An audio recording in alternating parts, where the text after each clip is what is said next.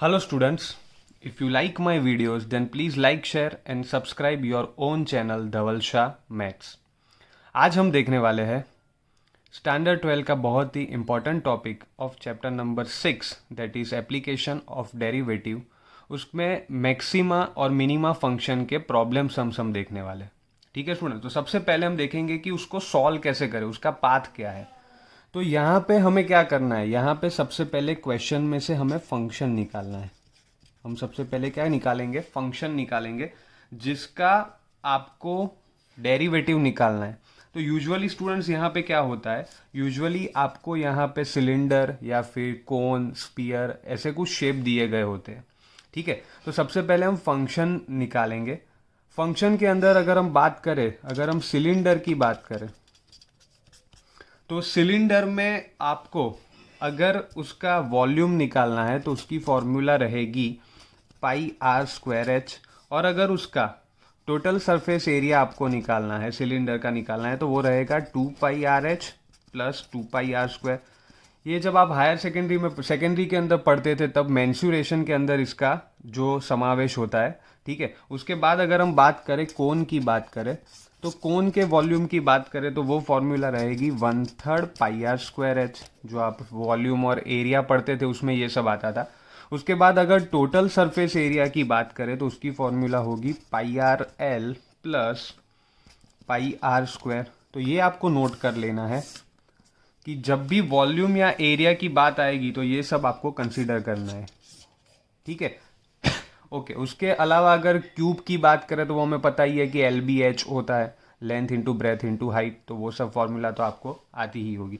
तो इसके ऊपर से हमें क्या करना है, सबसे पहले हमें फंक्शन निकालना है। फंक्शन में आपको वॉल्यूम या फिर एरिया ऐसा कुछ बताया गया होगा, टोटल सरफेस एरिया। ठीक है, अब हम यहाँ पे मान लेते हैं कि अगर आपको फंक्शन में वॉल्यूम की बात की है, आपके सामने वॉल्यूम की बात की है, तो नेक्स्ट स्टेप आपका क्या होगा। ये जो चैप्टर है वो रिगार्डिंग टू डेरिवेटिव्स है, एप्लीकेशन ऑफ डेरिवेटिव है। तो यहाँ पे अब हम क्या करेंगे, सबसे पहले dv बाय डी आर या फिर dv बाय डी एच ये हमें निकालना पड़ेगा। क्यों, क्योंकि वॉल्यूम की अगर हम बात करें तो उसके अंदर रेडियस और हाइट ये दो पैरामीटर्स रहते हैं जो फ्लक्चुएट होते हैं। पाई की वैल्यू हमें पता है कि वो फिक्स है 22/7, तो वो तो वैल्यू फिक्स रहती है। तो हमें जो डिफरेंशिएशन करना पड़ता है वो इधर in the form of radius और in the form of height करना पड़ता है। तो ये सबसे पहले हमने फर्स्ट ऑर्डर डेरिवेटिव निकाल लिया। ठीक है, नेक्स्ट स्टेप आपको क्या करना पड़ेगा, उसके बाद ये जो डिफरेंशिएशन आपने किया है उसको आप जीरो से कंपेयर करोगे। जब आप जीरो से कंपेयर करते हो तो you will get a value of R.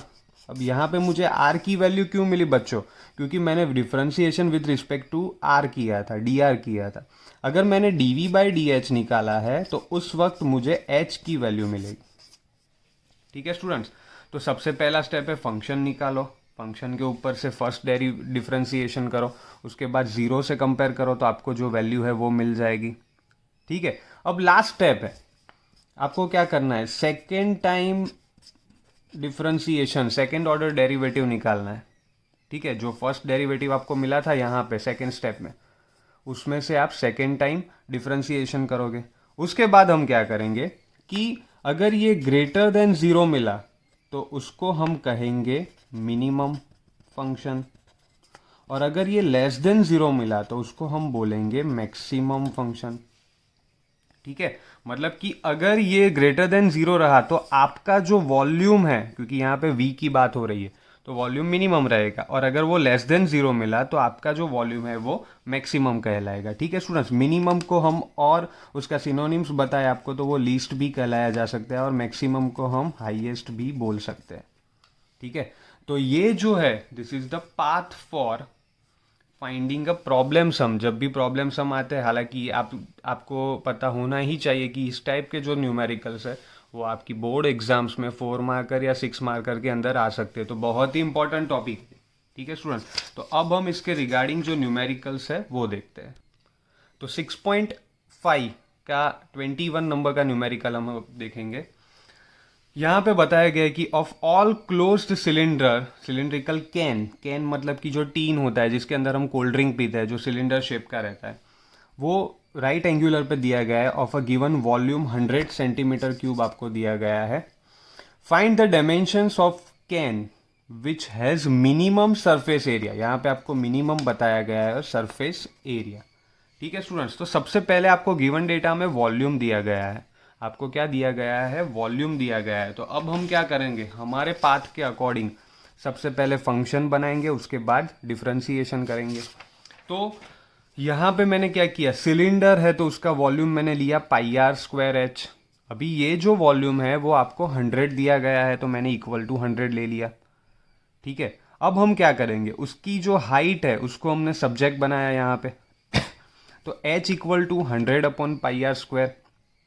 अब टोटल सरफेस एरिया की बात करें जो दूसरा फंक्शन है, तो सिलेंडर का क्या होगा, 2 pi R H plus 2 pi R square, जो आगे हमने फॉर्मूला के लिस्ट में आपको बता दिया. यहाँ पे मैंने क्या किया, ये जो h की वैल्यू हमें मिली है वो h की वैल्यू हमने यहाँ पे रख दी h की जगह पे. तो 2 pi R 100 pi R square plus 2 pi R square. जब इसको हमने सॉल्व किया तो क्या होगा बच्चों, ये r जो है वो कैंसिल हो जाएगा और यहाँ से एक r कम हो जाएगा. तो 100 अपॉन पाई, 100 इंटू 2 200 अपॉन r, पाई पाई भी कैंसिल हो गया, तो प्लस 2 पाई आर स्क्वायर. तो यहाँ पे आपको जो सरफेस एरिया मिला वो आपको यहाँ पे मिल गया 200 upon R plus 2 pi R square. Second step हमारा क्या था कि जो फंक्शन आपको मिला है उसका हमें क्या करना है, डिफ्रेंसिएशन करना है. आप यहाँ पे देख सकते हो दो वेरिएबल थे आपके पास, एक था r और दूसरा था h. तो हमने क्या किया, h को r में कन्वर्ट कर दिया ताकि हम डिफ्रेंसिएशन इजीली कर सके. तो हमने एक ही वेरिएबल अभी यहाँ पे रखा है, वो है r, माने कि रेडियस. ठीक है स्टूडेंट्स, तो अब हम क्या निकालेंगे, ds बाई डी आर, मतलब कि फर्स्ट डिफ्रेंसिएशन यहाँ पे हम निकालेंगे. तो ds अपॉन डी आर क्या क्या होगा, यहाँ पे 1 अपॉन आर का होता है -1 अपॉन आर स्क्वायर, तो 200 upon R square. 2 pi R square बच्चों बहुत ही सिंपल है, 2 आगे आ जाएगा तो 4 पाई आर हो जाएगा. तो यहाँ पे जब मैंने LCM लिया तो आर स्क्वायर ऊपर मल्टीप्लाई करेंगे तो वो आर क्यूब हो जाएगा. ठीक है, तो ये मुझे मिल गया मेरा ds बाई डी आर. उसके बाद जो स्टेप था स्टूडेंट्स वो क्या था, अभी जो आपने डिफ्रेंसिएशन किया है उसको हम ज़ीरो से कंपेयर करेंगे, उसको हम ज़ीरो से कंपेयर करेंगे. तो ds upon D R equal to zero, मतलब कि ये जो ब्रैकेट आपको मिला है उसको हमने ज़ीरो से यहाँ पे कंपेयर किया है. उसको ज़ीरो से कंपेयर करने के बाद हमें मिला 4 pi R cube equal to 200. अब हम क्या करेंगे कि 4 को नीचे ले जाएंगे तो pi R cube equal to 50, R cube equal to 50 upon pi. हमें आर की वैल्यू चाहिए तो हमने क्या मिला, R equal to cube root, क्योंकि यहाँ पे क्यूब है, क्यूब को हम रिमूव करेंगे तो क्यूब रूट लेना पड़ेगा. तो बच्चों जैसी हमारी बात हुई कि जब आप with respect to R differentiation कर रहे हो तो आपको आर की वैल्यू मिलेगी. तो यहाँ पे भी आप देख सकते हो आपको आर की वैल्यू मिल गई. अब हम क्या करेंगे, हमें वैल्यू चाहिए एच की भी. तो आगे जब हमने अभी देखा कि h इक्वल टू क्या था आपके पास, h इक्वल टू था 100 अपॉन पाई आर स्क्वायर. तो r की वैल्यू हम यहाँ पे रख दे, r की वैल्यू हम यहाँ पे रख दे तो हमें h की वैल्यू भी मिल जाएगी. तो हमने क्या किया, अभी r की जगह पे ये वैल्यू रख दी जो ऊपर आपको मिली क्यूब रूट वाली. तो 50 अपॉन पाई रेस टू 2 है, तो यहाँ पे बहुत सिंपल है, आपको मिली है 50 अपॉन पाई रेस टू 1/3 और यहाँ पे स्क्वायर है तो क्या हो जाएगा, वो 2/3 हो जाएगा. तो मैंने यहाँ पे लिख दिया 100 अपॉन पाई 50 अपॉन पाई 2/3. अब क्या करेंगे, डी न्यूमरेटर का डी न्यूमरेटर है वो ऊपर चला जाएगा, तो पाई बाय 50 रेस टू 2/3 हो गया बच्चों यहाँ पे. तो ये आपको h की वैल्यू भी मिल गई. ठीक है स्टूडेंट्स, अब सेकेंड स्टेप यहाँ पे क्या रहता है कि जो सेकेंड ऑर्डर डेरिवेटिव रहता है, दिस इज फॉर मिनिमम और मैक्सिमम. तो यहाँ पे अब हम क्या करेंगे, सेकेंड टाइम डिफ्रेंसिएशन करेंगे, मतलब कि जो आपका ds बाई डी आर आपको मिला था जो आपको आपका ds बाई डी आर मिला था -200 plus 4 pi R cube upon R square, इसका हम फिर से एक बार डिफ्रेंसिएशन करेंगे. तो वो हमें मिला -200 upon R square plus 4 pi R cube upon R square. R को हम कैंसिल कर देंगे तो हमें मिला 400 by R cube plus 4 pi. यहाँ पे आप देख सकते हो आर की कोई भी वैल्यू अगर आप रख रहे हो तो वो always greater than zero, positive ही मिलेगा. हालांकि रेडियस हमें यहाँ पे दी नहीं गई है, बट जब भी आप उसकी वैल्यू फाइंड करोगे तो वो आपको ग्रेटर देन ज़ीरो ही मिलेगा। तो इट इज़ शो दैट अगर ग्रेटर देन ज़ीरो है तो आपका जो फंक्शन मतलब कि यहाँ पे जो आपका एरिया है, टोटल सरफेस एरिया, वो मिनिमम कहलाएगा। ठीक है स्टूडेंट्स, नेक्स्ट हम देखते हैं 22 नंबर का sum 6.5 exercise. A wire of length 28 metre is to be cut into pieces. One of pieces is to be made into a square and other into a circle.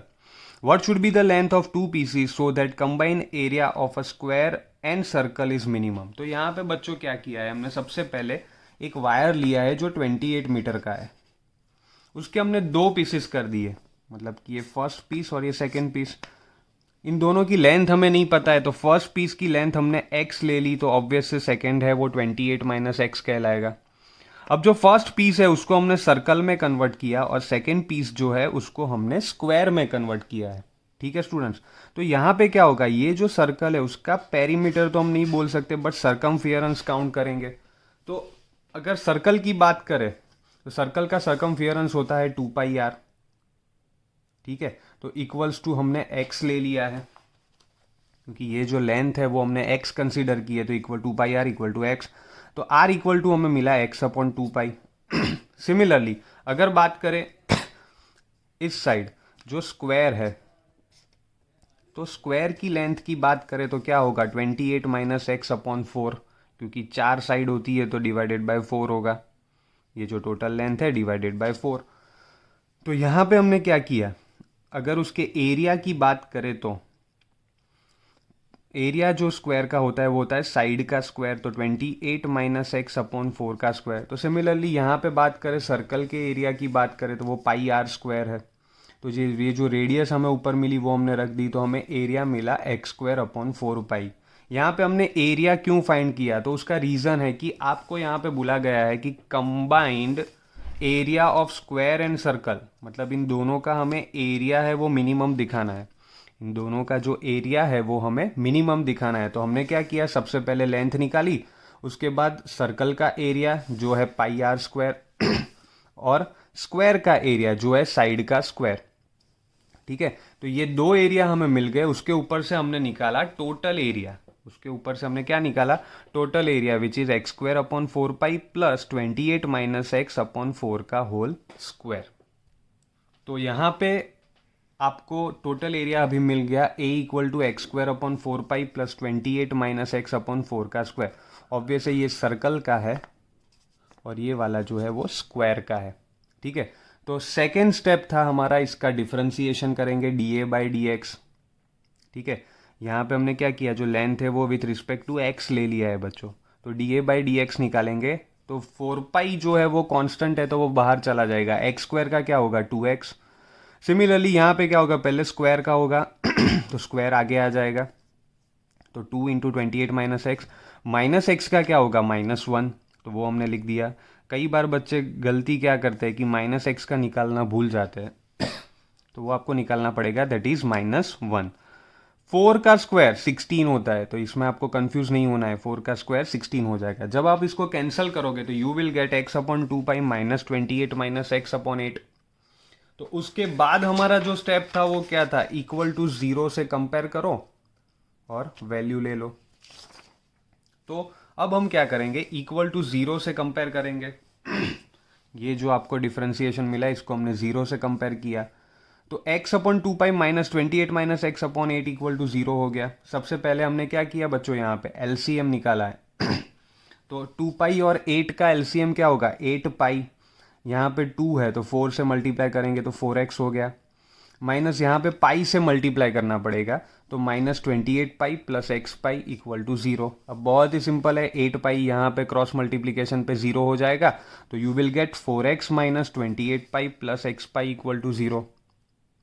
उसके बाद 4x plus xπ, मतलब x वाली term हमने एक side रखी, 28π को दूसरी side ले गए तो वो प्लस हो गया।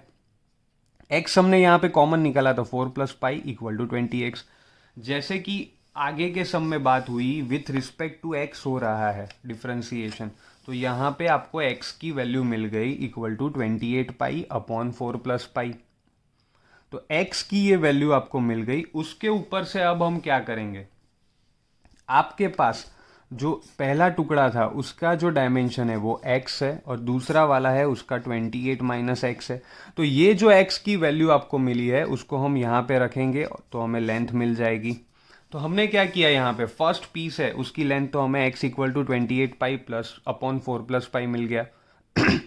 सेकेंड पीस जो मिला 28 माइनस एक्स, तो 28 में x की जगह पे हमने वैल्यू रख दी, तो 28 माइनस 28 पाई अपॉन 4 प्लस पाई। तो अब हम क्या निकालेंगे, LCM निकालेंगे इसका।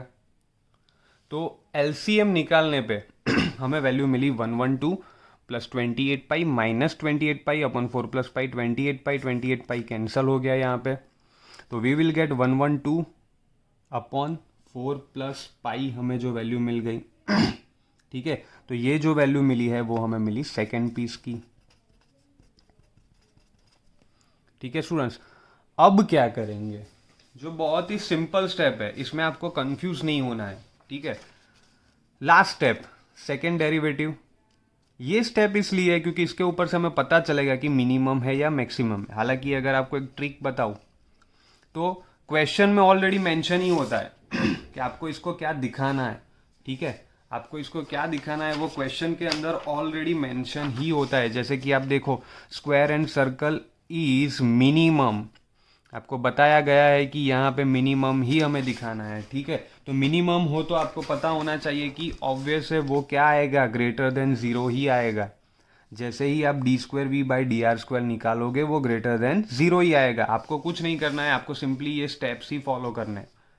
फंक्शन निकालो, first time differentiation equal to zero, second time differentiation. तो कोई भी प्रॉब्लम सम होगा आपका इस चैप्टर का वो इजीली सॉल्व हो जाएगा। ठीक है स्टूडेंट्स, तो अब बात करते हैं सेकेंड ऑर्डर डिफरेंशिएशन। तो D by D x of, ये हमारा फर्स्ट ऑर्डर डिफरेंशिएशन का आंसर था, x upon 2 pi upon 28 minus x upon 8। इसका हमने डिफरेंशिएशन निकाला तो 1 अपॉन 2 पाई कॉन्स्टेंट है तो वो बाहर आ जाएगा, x का क्या होगा 1 होगा, प्लस 28 माइनस एक्स जो है अभी माइनस एक्स का -1 तो माइनस माइनस प्लस हो गया। तो यहाँ पे हमें दिख रहा है कि 1 upon 2 pi plus 1 upon 8 which is greater than zero. Obvious है वो पॉजिटिव साइन है। ठीक है, तो एरिया जो है आपका वो मिनिमम कहलाएगा। If you like my videos, then please like, share and subscribe your own channel, Dhaval Shah Maths. Thank you.